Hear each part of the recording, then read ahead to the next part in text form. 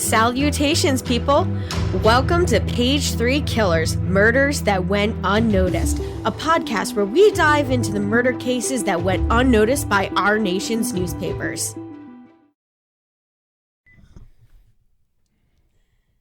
I told you I wasn't ready. Hi, Shay.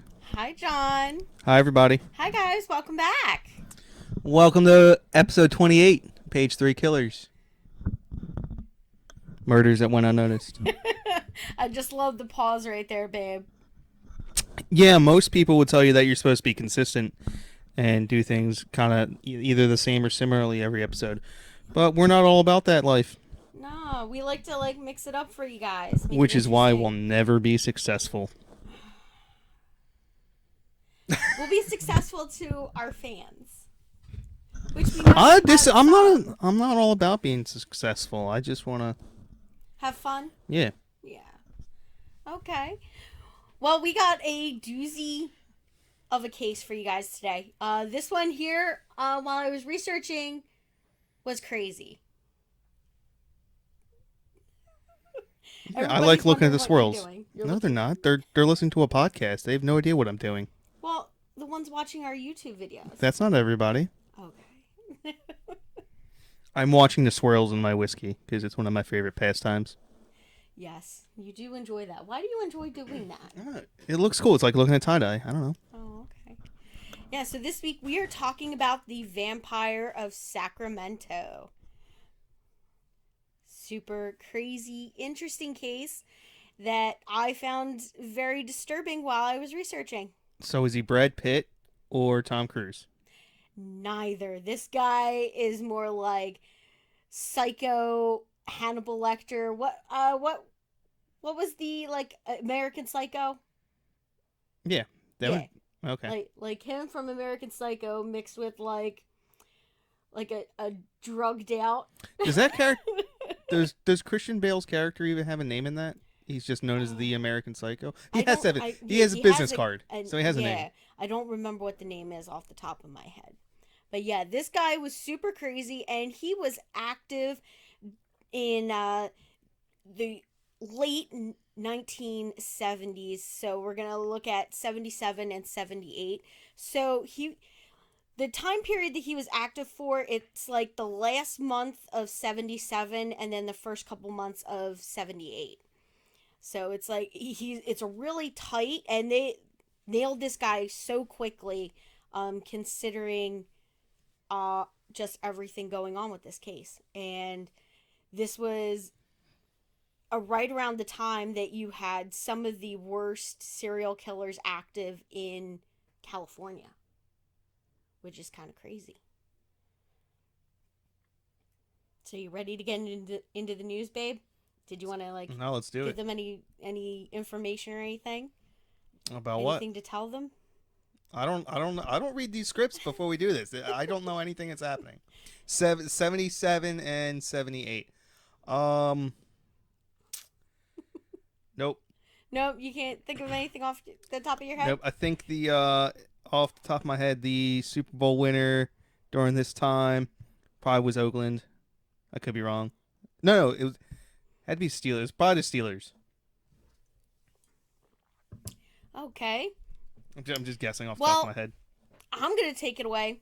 So on October 20th, you might know a band called Leonard Skynyrd. Plane crash happened. Kills everybody but one. Yep. Outside of Galesburg, Mississippi. 3 days after they released their 5th album called Street Survivors. Kind of crazy. So I've never verified this piece of information, but I was told my aunt went to their last concert. That's crazy. Which aunt? Yeah, Debbie. Oh, okay. Yeah. And I believe she said it was in Washington, the D.C. So that would have been like Joe. Was that? I think it was Joe Robbie Stadium at the time. Wow. Gotta be crazy. Did she ever hold on to that ticket stub from that last show? I mean, she wasn't. She didn't know they were going to get into a plane crash, so probably not. Yeah. Oh man, that would have been worth some money, right? I guess for some morbidly twisted fan, that would probably be worth something. I mean, no, that'd been You don't have to be morbidly twisted for that. I mean, imagine having like Elvis, the last show Elvis ever did. No, that would have been stupid. Because That that would've probably been would have been stupid. Vegas. It would have been meh. No, but like I don't know, like getting like a Buddy Holly ticket stub, Yeah. like before his plane crashed or something like that. That's crazy. Yeah. Now, the next thing I have on here is December 19th and the 21st. We have the Great Bakersfield Dust Storm hits the southern San Juan or San San Joaquin. Joaquin Valley in California, resulting in 3 deaths and about $40 million worth of damage. I do not know about this. Yeah. You didn't know about this No, dust storm? I'd never heard of this. Nah, it was The pretty cool. Bakersfield Dust Storm. This sounds Yeah. interesting. I'm gonna read up on it. It was a pretty cool natural phenomenon, except for 3 people that died from inhaling Like sand. yeah, the dust and all, because it had like a high concentration of silica, which is used to make Oh glass. yeah, no, that's no good. Yeah, so that gets into your lungs and it just makes it really hard to breathe. And Yeah, we gotta deal with that when you core out concrete. yeah. Now, the next one I have is definitely a winter thing, okay? So we have the coldest winter for 59 years in the Ohio Valley region and a record dry year throughout the West, which creates fuel and water shortages, plus extended the freezing of the Great Lakes all the way down, even the Mississippi River, all the way down to Cairo, Illinois. So that's kind of cool. Yeah. So I can't believe that it was that cold in the Midwest that it caused. Like, I mean, obviously the northern Midwest would get really cold, and I would expect that up near the Great Lakes, but not so far down to like the Mississippi. Well, Illinois is Yeah, it's not in the Great, like yeah. it's connected to It's the in the Great. I don't know Great how Lakes- far down Lakes Cairo is in Illinois. If it's down near like near the bottom. Kentucky or something, that's pretty impressive. Yeah. Now, also that year, we have the Great Blizzard of 1978 strikes the Ohio Valley and the Great Lakes, causing 51 deaths in Ohio. And then it carries over into February. The Northeast United States gets hit with it, and it basically shuts down New York, New England, and it kills about 100 people there, and costs taxpayers about $120 million. I can't think of a storm in my lifetime that was like a winter storm Yeah. that was that brutal.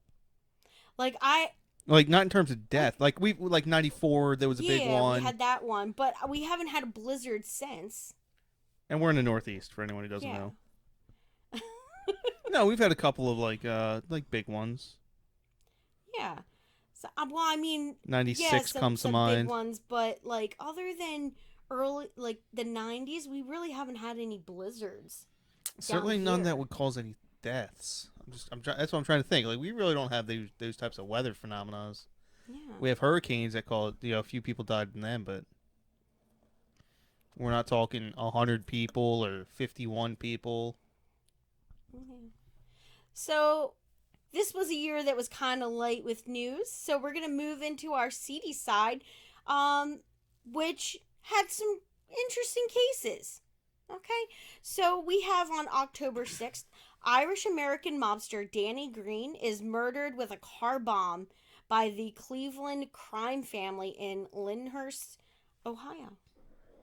The vaunted Cleveland crime family. Yeah. It's crazy. Like I'm assuming there's crime in every major city, but like You gotta have that one family that runs it. Cleveland is not the place I would imagine there's a family. Yeah. But yeah. Like I just imagine like Well, it's not New York. I mean, Yeah. New York had like the 5 crime families.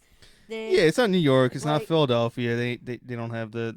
It's not Chicago. Yeah, it's a smaller city, a little bit sleepier. So maybe Like, I would maybe imagine- their crime was a little like But like, well, Not if you think, as... I would imagine gangs would have been a bigger problem there instead of like crime families.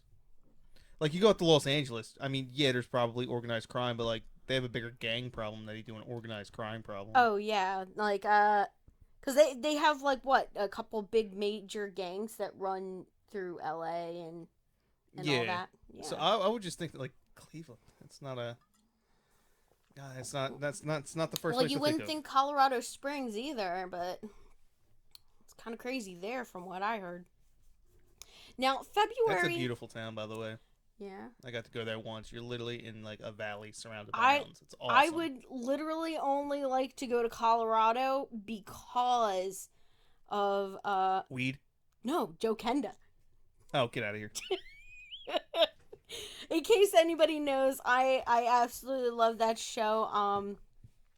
Joe Kenda, Homicide Hunter, or I have a friend who lives in Colorado. Maybe I can give her a call. yeah, planning We'll go a visit. trip out. It'd be kind of cool. Jordan, if you're listening, we're gonna come visit you. I know you're not listening, but if you ever do. Yeah.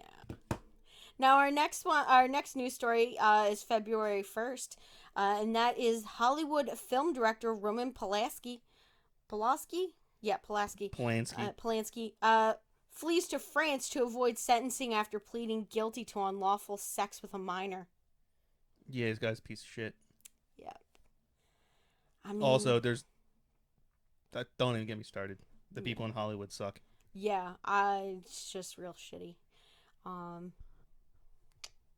Now, February 15th, we have serial killer Ted Bundy is captured in Pensacola, Florida after he escaped from the courthouse, I think, in the Midwest, like the northern West Coast, I think it was, like Seattle, like out that way, Washington State. And he makes it all the way to Florida and gets caught after he does some shit there. So yeah, they captured Ted Bundy. So you had Ted Bundy running around? Yeah, Ted Bundy was Wow. running around at that time. Yeah, and what? No wonder why no one's ever heard of this vampire dude. Yeah, and then on February 16th, you had the Hillside Strangler, who's a serial killer prowling Los Angeles, claims his 10th and final victim. After this, I believe they had like. Somebody had seen him, so they started passing around like a photo, and I believe like he got spotted by people on the street, and they were like, hey, that's the guy from that sketch. So then they just started like following him, and then I swear to God, they almost like beat him up. If the cops didn't show up, he would have been dead by the time the cops got there if they hadn't gotten with What if there it when was they did. like that'd be great? It's like they got the wrong guy. No, they Like, oh, we just beat the man to death.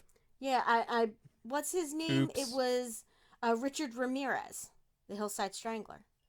Oh yeah, you talk about him all the time. Yeah, oh my God, he's such a fugly looking man.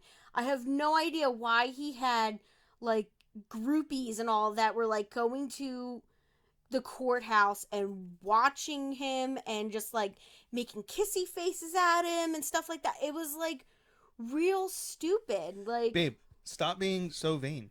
I am not. He had a nice But personality. He had a shit personality. I mean, when he wasn't strangling you, maybe he was really a nice guy. No, and these are like people that didn't even know him.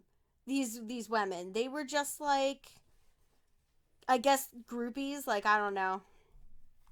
They like moved from serial killer to serial killer, but yeah, crazy, people do it all the time. Crazy fucking people.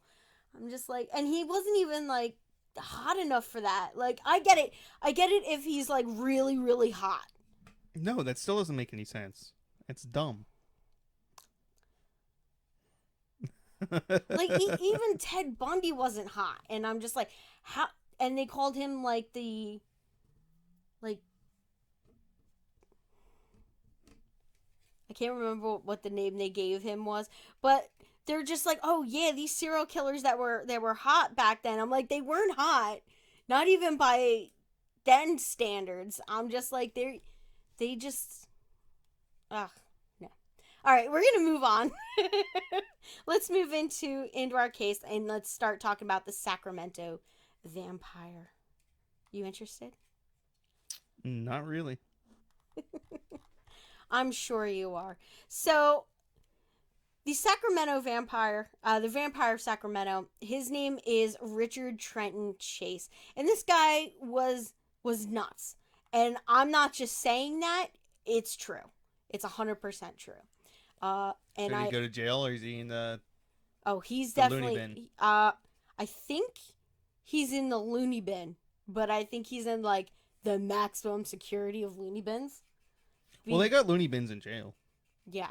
So he was born on May 23rd, 1950, and he was a native of Sacramento, California.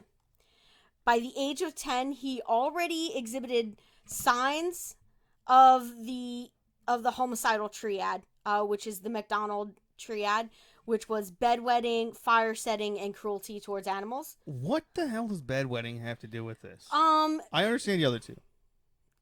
I don't understand what bedwetting has to do with being a psychopath. I'm gonna have to read this. It's probably why, yeah. But if you want to like look into it, it's called the Mcdonald Triad, and it's referenced by a lot of like articles and news stuff. So you guys can look into that. It's pretty interesting. It's just the psychology of a killer. So if you experience any of those three things, you're likely to be a serial killer. At least I think you have to exhibit two of them to be considered like a psychopath or whatever. I don't know. But yeah, so he showed signs of being, messed up. And he started getting into drugs. So he was like a heavy drug user in his like adolescence. The 70s. Yeah. When kids could do coke. Yeah. I mean, come on, there's so many things that people from the 70s just made illegal for everyone else. Like, now you get in trouble for smoking cigarettes. Back in the 70s, you could be doing lines off of a stripper's butt. Oh yeah, because and like then your dad would be like, "All right, it's time to go home, kid." Oh, by the way, I'm too wasted. Go buy me a pack of smokes. Here's $2. Keep the change. Like, can you imagine that? What was it your sister was saying? The pack of cigarettes now is like what, $10? I mean, it depends on where you are, but yeah, like, I think crazy. The Wawa across the street, that guy goes in there every day, spends $18 on 2 packs of cigarettes. That's $18 a day. That's a habit you got kicked, man. Just think, $130 a week. Yeah, $130 a week times 52. That's all a shit ton of money for a habit that'll kill you one day. It's like $7,000 a year in cancer sticks. Oh my God, be better off just putting that aside. That's crazy. Now, not only was he heavy into drugs, he either had bedwetting, fire setting, or cruelty towards animals going on, he also became a hypochondriac. And his most often, thing that he was, afraid of was that he believed that his heart would occasionally stop beating and that someone had stolen his pulmonary arteries. How? I have no idea. But he would hold oranges on his head because he believed that he could absorb the vitamin C through his brain via diffusion. Those must have been some really good drugs. Yeah. Well, hey, vitamin D, you get that from the sun. Yeah. Not really, but, hey. And then he also believed that his cranial bone had become separated and was now moving around. So he shaved his head so that he could watch its movement. There'd be a simple way to solve for that, though. You could just mark it on your head with a pen where it's at, mm-hmm. and then at another time mark it with a pen at where it's at and see if you wrote in the same spot. Well, the thing is, your cranial bone can't come. Like, oh, well, no. unattached. Beside the point that it's not moving, obviously, you can solve for it. Yeah. So. I wonder if this guy was like schizophrenic on top of it. Probably. Let's just go through this, and I'm pretty sure we'll get to it in my notes. But I'm sure he had a fuck ton of issues, that stemmed from either his drug use or just his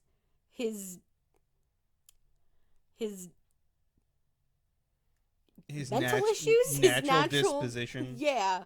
So he, in his early adulthood, he moves out of his mother's home, because he believed that she was poisoning him.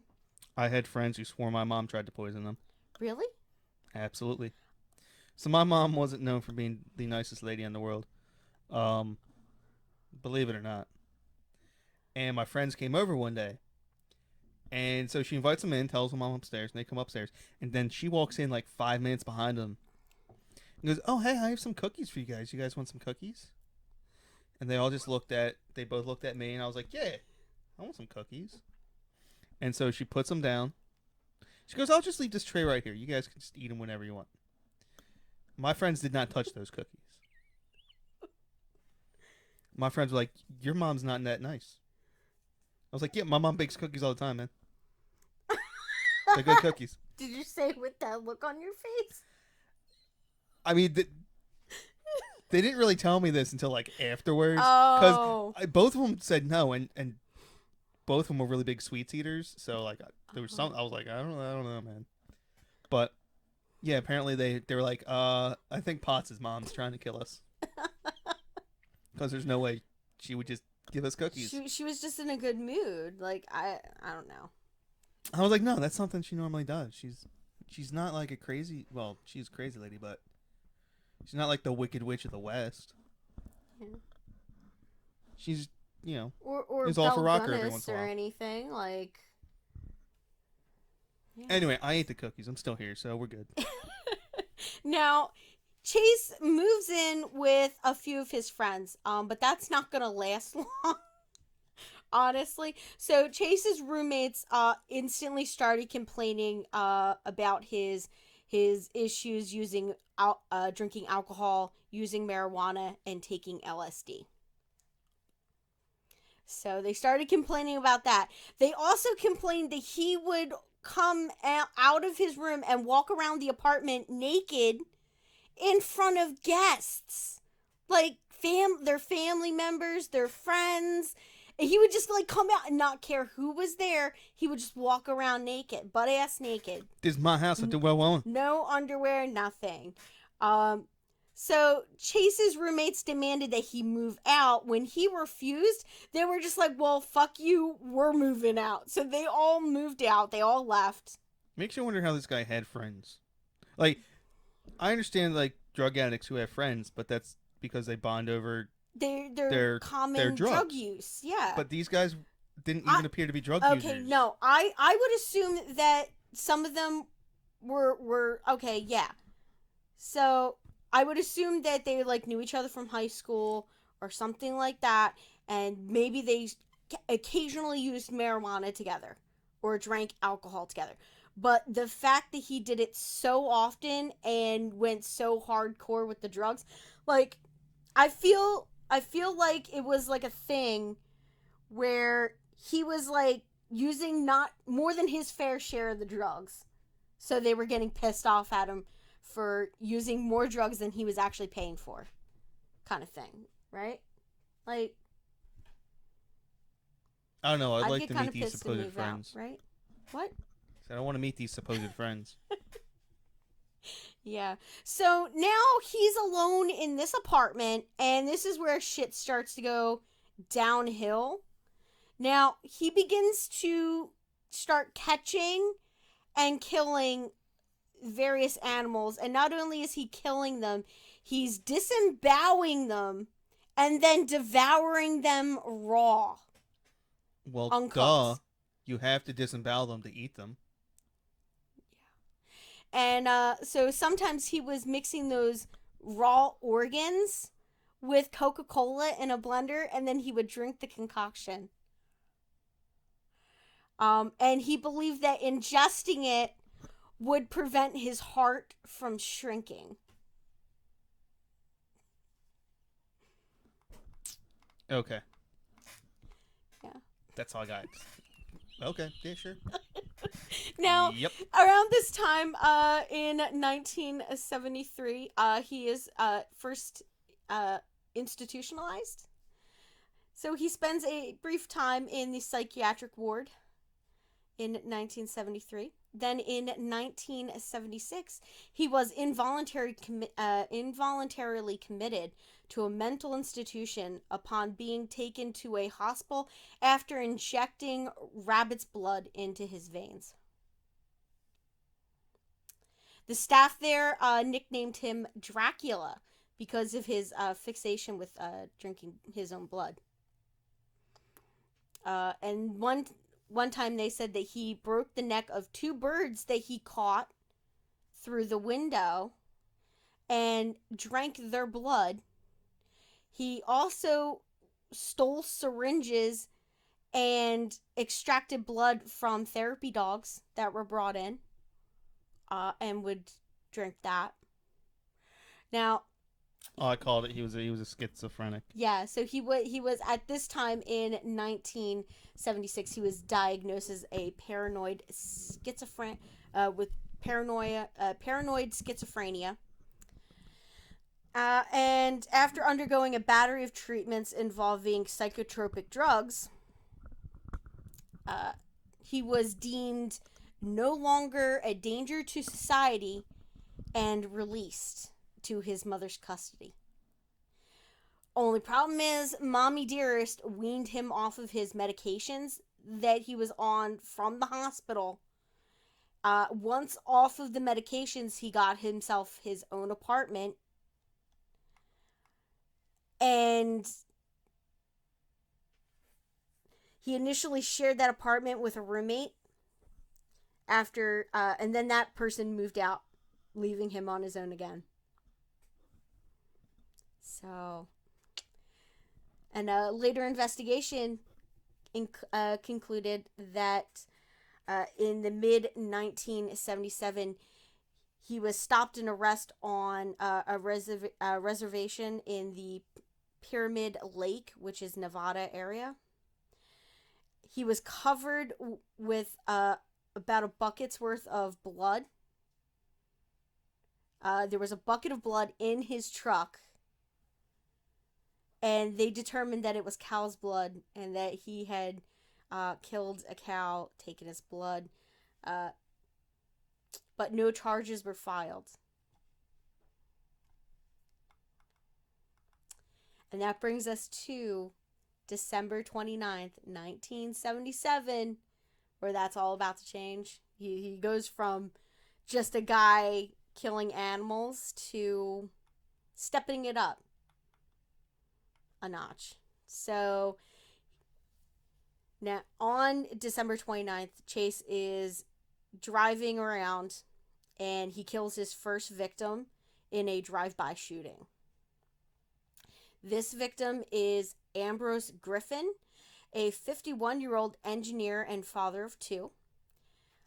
2 weeks after that, he attempts to enter the home of a woman, but because her doors were locked, he walked away. And later, he told detectives that he took locked doors as a sign that he was not welcome, but if the doors were unlocked, it was an invitation for him to come inside.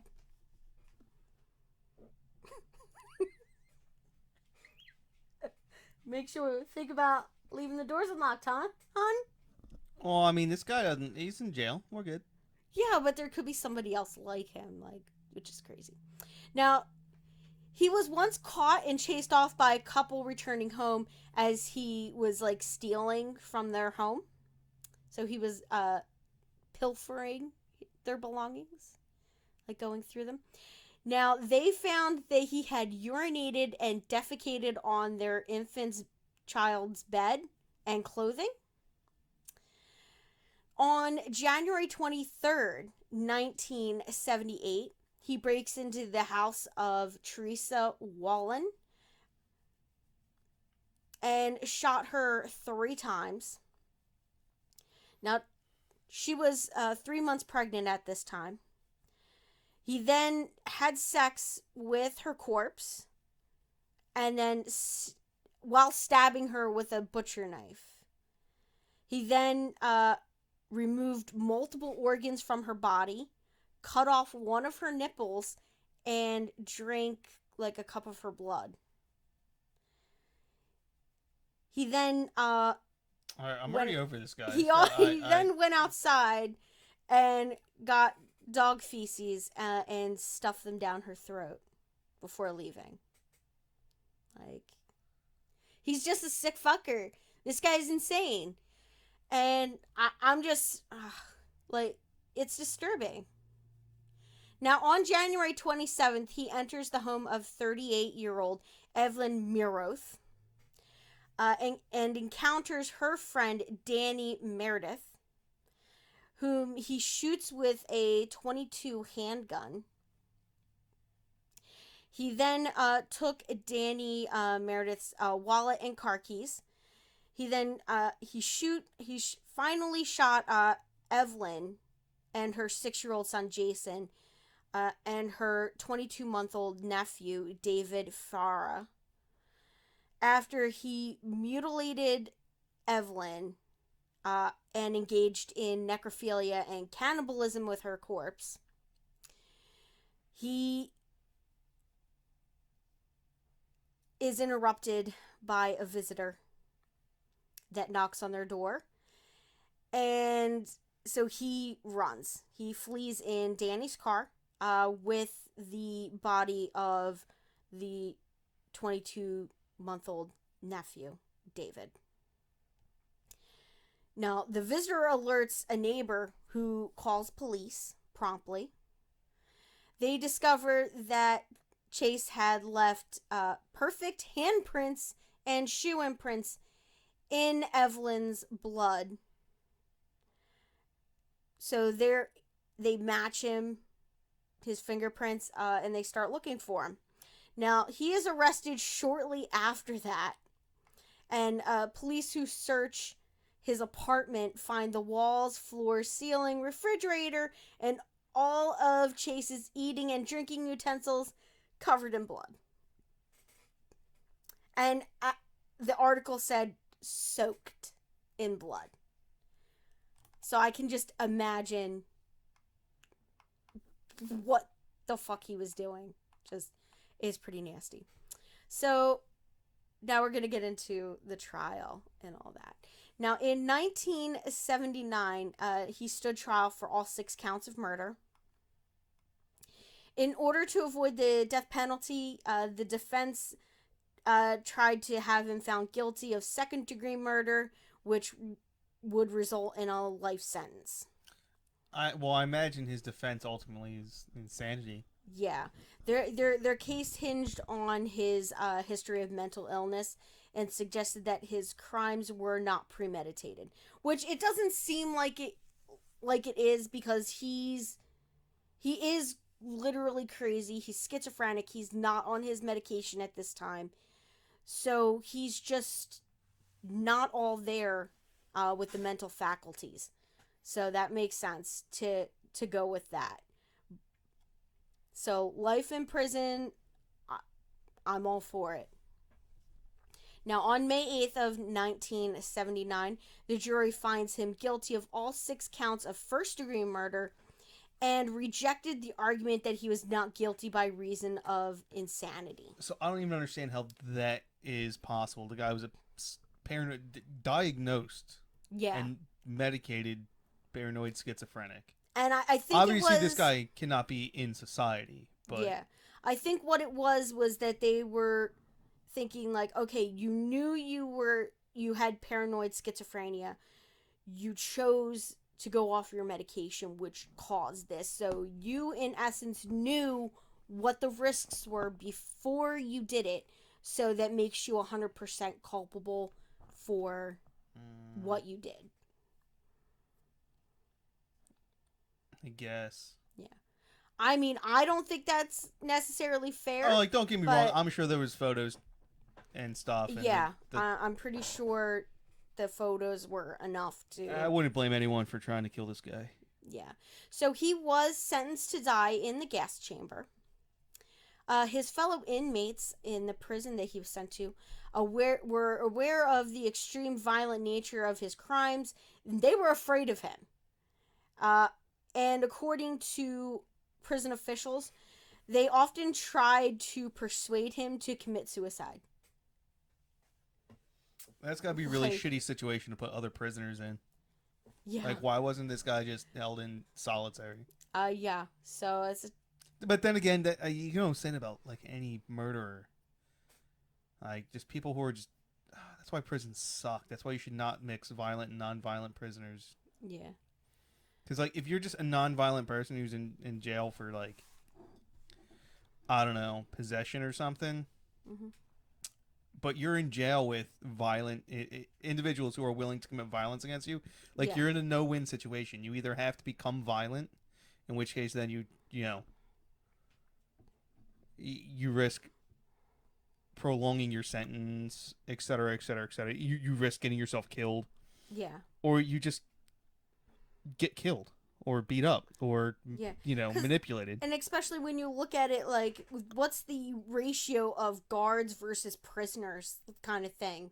I forget. There fight are breaks laws. Out, you don't have much of chance of, like I mean, one guard isn't going to jump in the middle of something going on between a couple of people. I mean, the prisons I've been in, I've seen up to, like, I don't know, 50, 60 to 1. Yeah, that's crazy. Now, you remember, have you seen that show, Mindhunter, yet? No, but I have heard someone mention it. I heard someone mention about it today.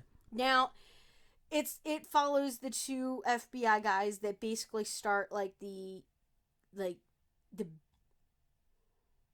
behavioral sciences. Oh, out in California? Yeah. So they start that, and that is Robert Rissler from the FBI, and in that show, he's the guy that plays him is pretty cool. I can't remember what the guy's name is off the top of my head, but now Robert Rissler is a real person, and he goes out to interview Chase several times, and in these interviews, they speak about quite a few things. So they talk about his fear of Nazis and UFOs. Hold on.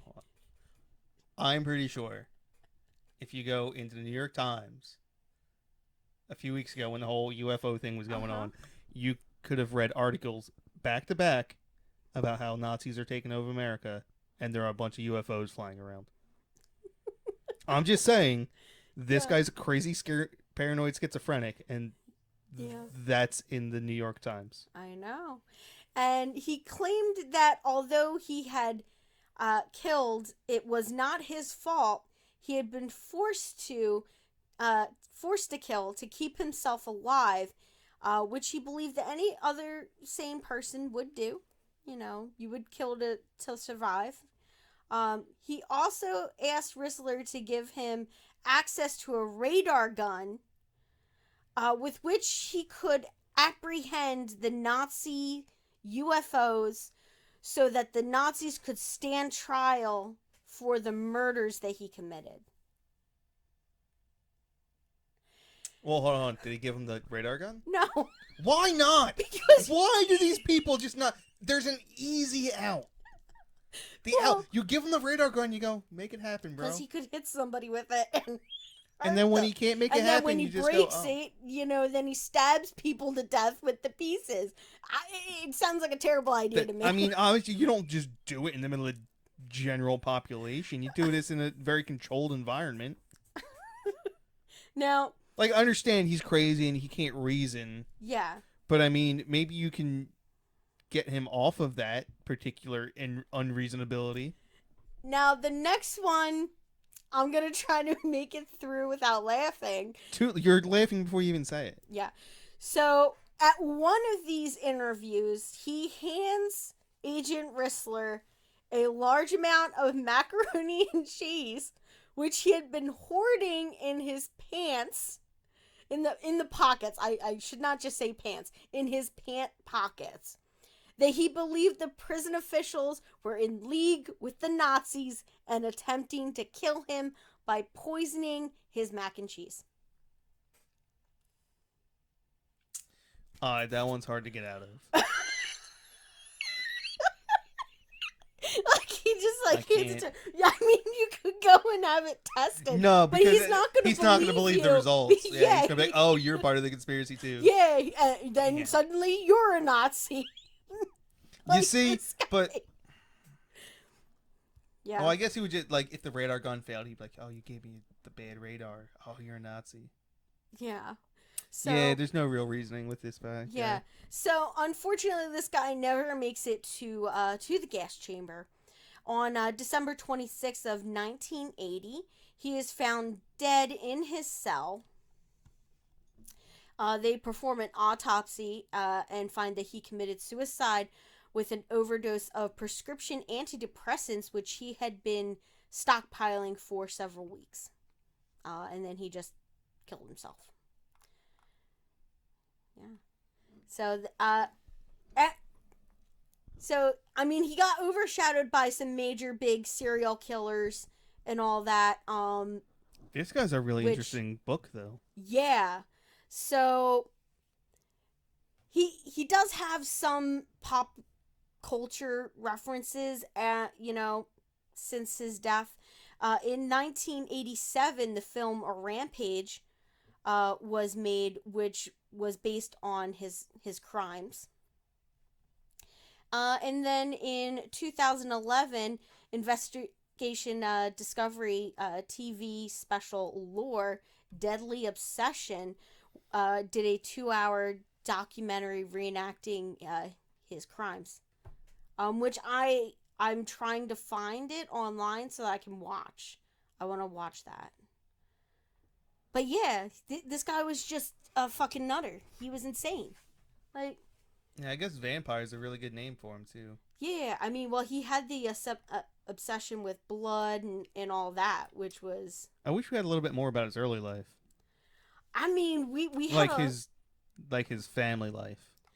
Yeah, I mean, they said he just had his mom, so I'm sure that there was, like most people that display these kind of symptoms and stuff, they definitely have issues with their parents, and abuse situations. So, I mean, if he thought she was poisoning, wouldn't that be like really weird if she was just like a super nice person and it was just like everything that he did, like starting in early childhood up to like from like 10 on, was just because of his schizophrenia.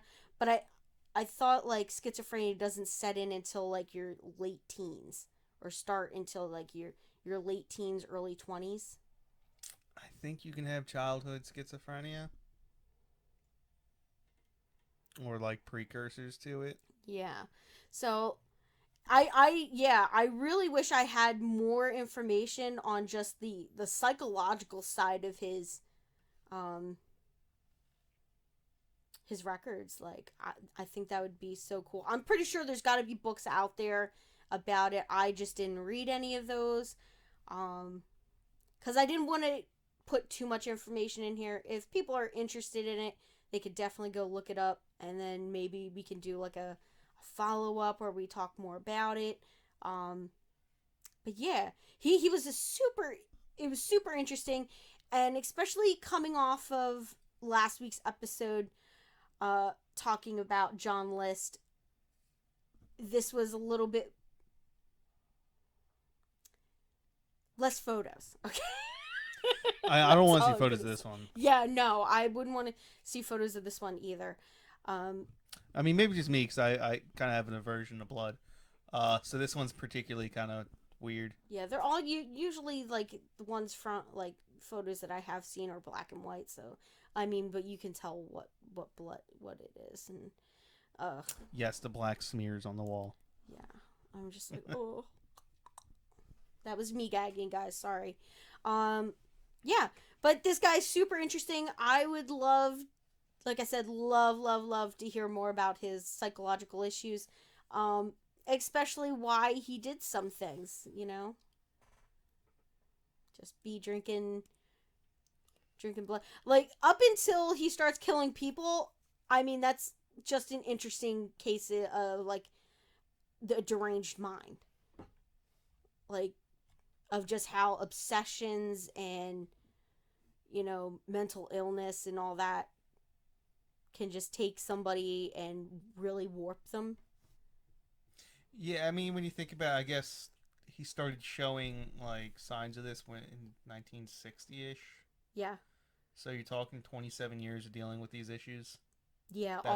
That's a long time to be suffering. Yeah, and I mean, considering the first time that he's institutionalized is in like the early 70s, like it's 73. So from the like 1960 up until 73, it's basically just He's just trying to. He's just a weird person. Yeah. And then he starts with the becoming a hypochondriac about, his brain bone moving around and his heart stopping, and like just believing that your heart actually stopped beating in your chest and it doesn't beat. I know that there's a psychological issue that I've heard about. I can't remember what it was called, but there was like people that believed that they were dead. So yeah. they wouldn't eat, they wouldn't drink, or they believed that their blood, that their body no longer pumped blood around, so that they were dead, but they were still existing. Yeah. And alive, but they didn't consider themselves alive anymore. Yeah, this guy's probably got something similar to that. Yeah, so I feel like there's some of that going on, and then they were just like, oh yeah, schizophrenia. I'm sure he heard voices. Well, not necessarily. That's, auditory and visual hallucinations are actually quite rare. And in particularly visual, but even auditory hallucinations are not that common. Yeah. With schizophrenia. It's like schizophrenia, it's man, I read a book. Schizophrenia is a fantastic disease. I'm sure it's not fantastic for the people that have it. Yeah, no. So it's the inability to like string together like coherent like thoughts. Yeah. Like that's usually how it manifests itself.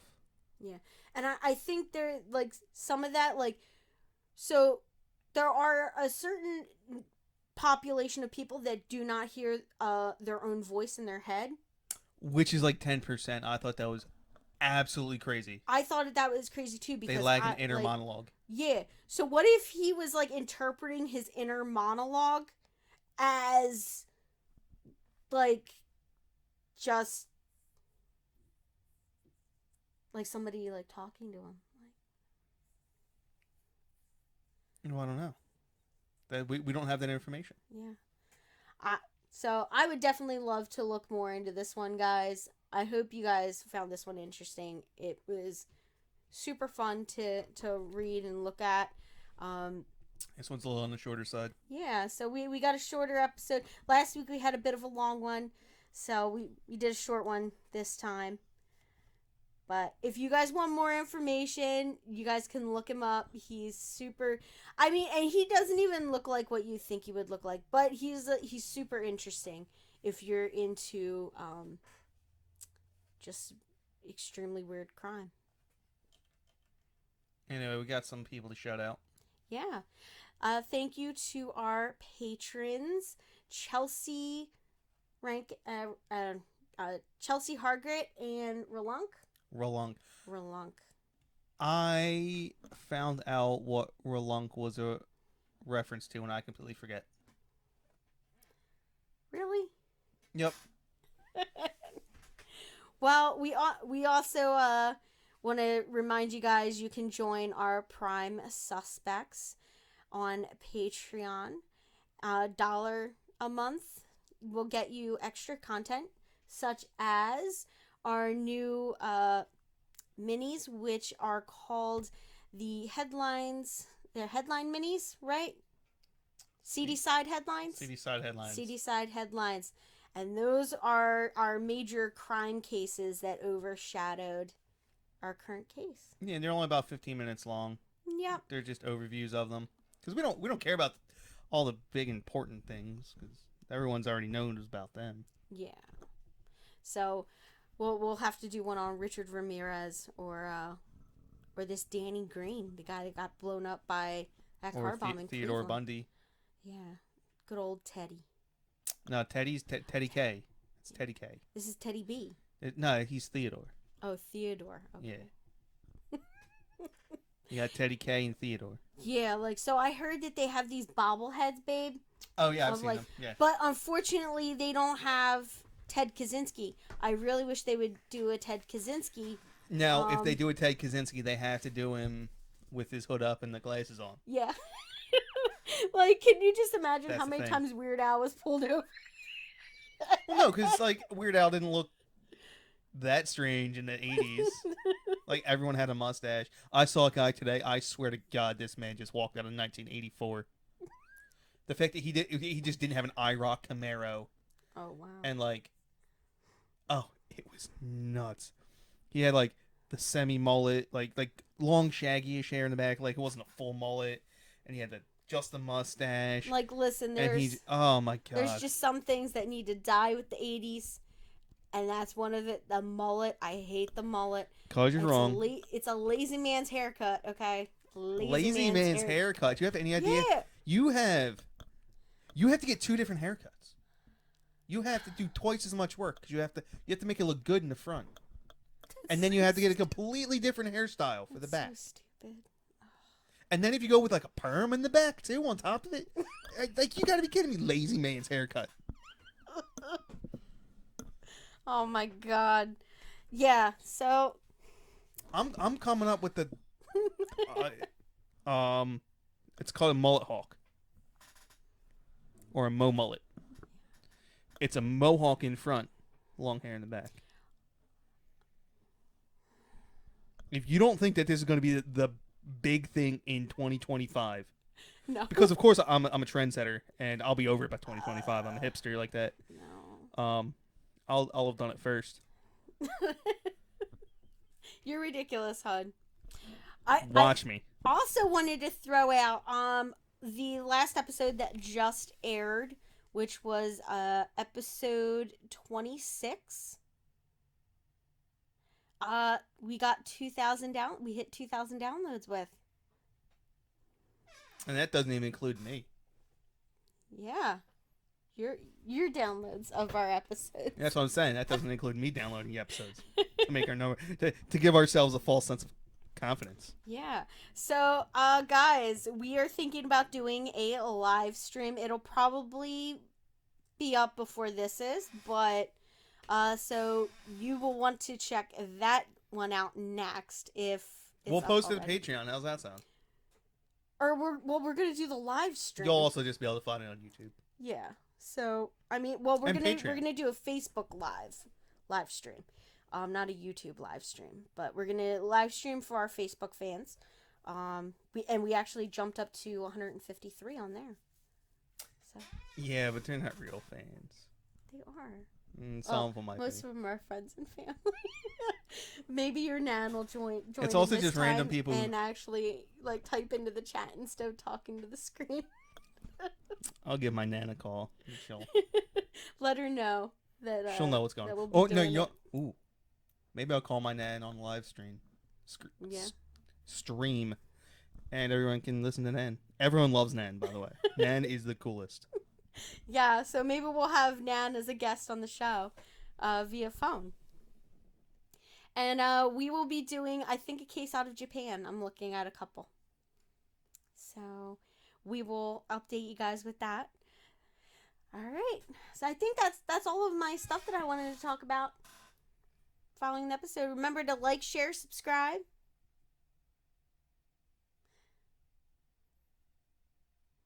I hate like that self-promotion. Smash the like button. I hate that one. That's why I just say like, share, and subscribe. Like, it's become a meme at this point. But even like, share, and subscribe, or when you get like a little diatribe about, hey, in the bottom right-hand corner, there's a bell. You should click on it. Something stupid. Like, you don't have to do that. Don't care. Just honestly. download the episode. Listen to us. Make us enjoy feel yourself. like more people are listening to this than we think. I know we have at least 100 listeners out there that tune in every week. We get like first 2 days, we get like 80 to 85 downloads. Yeah. So I know we got quite a few that download to check us out. So thank you guys. So if you're one of them, thank you. Yeah, thank you so much. And I believe now we're getting at least one on every continent. At least one download on every continent. I think Africa's. No, we got one. Oh, we got one in Africa? Video, yeah. All right. Last video got us one. It's like 70-ish% America. Yeah. Or I shouldn't say America, North America. It's like 60% North America, 30. I don't think it's 30% It's Europe. 30% Europe. There's no way it's 30% Europe. It's like 18% Europe. I just looked at the statistics. We got some fans in Australia that tune in every week. England, we got a couple that tune in every week. France, we got one or two. See, but those are like the Got English some in speaking. Canada. That's the English speaking world. Yeah. It freaks me out when we get places that don't speak English. Yeah. Well, we hope you guys have a nice rest of your day, evening, whatever time it is for you guys. Hope you enjoyed some cocktails along